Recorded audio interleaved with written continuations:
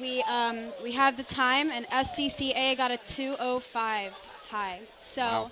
SDCA will sit in first place. You can see it up on the leaderboard. SDCA 205, Fringe A 207, SDCB 208, and SIGEP A 209, Pika A 210, Fringe B all the way down. There's a big chunk. There's that Big top jump. 5, and then everyone else, Fringe B with the Right. 216. Right, notable, but missing from that list, CIA. You know, we talked about him as having a great culture, talked about him as having, you know, this great time at Buggy, but their A team just broke the top 10 with they're sitting right now in 8th with a 219.2. So it actually bumped the 10th place Buggy is SDCC, so Spirit B, Fringe C, and Sigma Nu A are all out of the men's top 10 right now. So amazing time for SDCA. I think their front hills can claim a pretty good chunk of that. They looked visibly stronger than anybody else I saw going up and over today. I don't have a stopwatch on them, but they were tough cookies. Coming up on the Fringe C women's team Reroll. Right. I believe the story there is there was the first heat of the day. We were surprised up here in the broadcast booth. I think they were surprised as well. And you know, I was standing next to their Hill 2 pusher, and no Buggy showed up. And it's a lot of confusion, but it's great that they're getting a shot at this.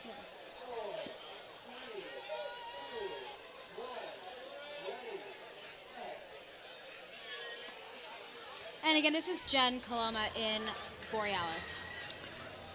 Boreal and Pull up the women's Fringe, times. one of those organizations that is quite deep. You can see the C team. They had, I believe, they had a women's D team out there, or at least I know they had a men's D team, which will be actually rolling at 11:50 or so.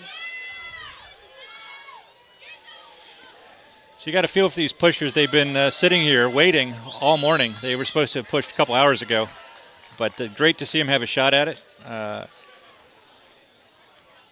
Time for them to make the top 6. They'd have to beat a 252.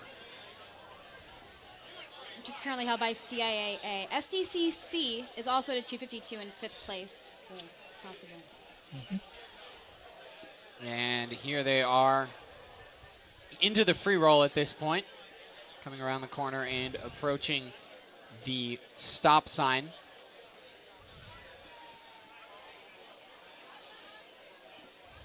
Seems to be coming in at about 115 at the stop sign. So far, pretty clean roll here.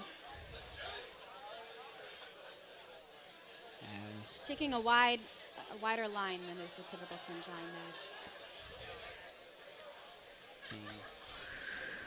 into the chute here. Nicely done. Yep. You know, our eyes get attuned to seeing the speed of a men's roll, and then you right. jump to a women's roll, and you clearly see the difference that the push-off makes. Because same buggy, same wheels, same driver, Yep. about 10 seconds slower, Absolutely. and visibly slower. It is really great that this team got to go again, though, so thanks Sweepstakes for that. We'll have Pika A and Siget B coming up after this as the transition goes to Hill 4 here. Yeah, the Pika A heat earlier, very interesting heat. You know, they went up and over very cleanly, very fast. But then something went wrong, and they started backing up. But in order to not be fouled, the buggies that pass you have to pass you with grace. And if they nail you, well, that's your ticket for another ride. And so, you know, Pika lucked out here because their lack of speed wasn't because they were fouled, but the foul bought them a reroll. Yep. So you get... and, you know, we saw that with them, it might have been 2 years ago. With CMU, I believe I it was. think it was CMU. there- Yeah, and there where was there a was a- collision, but there actually was an additional mechanical error with the Pika buggy. So that's a tough call to make. Yep. I believe, yeah, there was 1 year in which a piece flew off of Yes, CMU exactly. Buggy. A fairing or something Well, wonderful. you have to conserve duct tape because you got to think the long haul. So that piece saved. They probably used it this year. Across at Yeah. 311, and that will not be enough to push them into the top 6. Puts them roughly 12th, 10th, 11th or 12th, right, with SIGEP B and CIAB.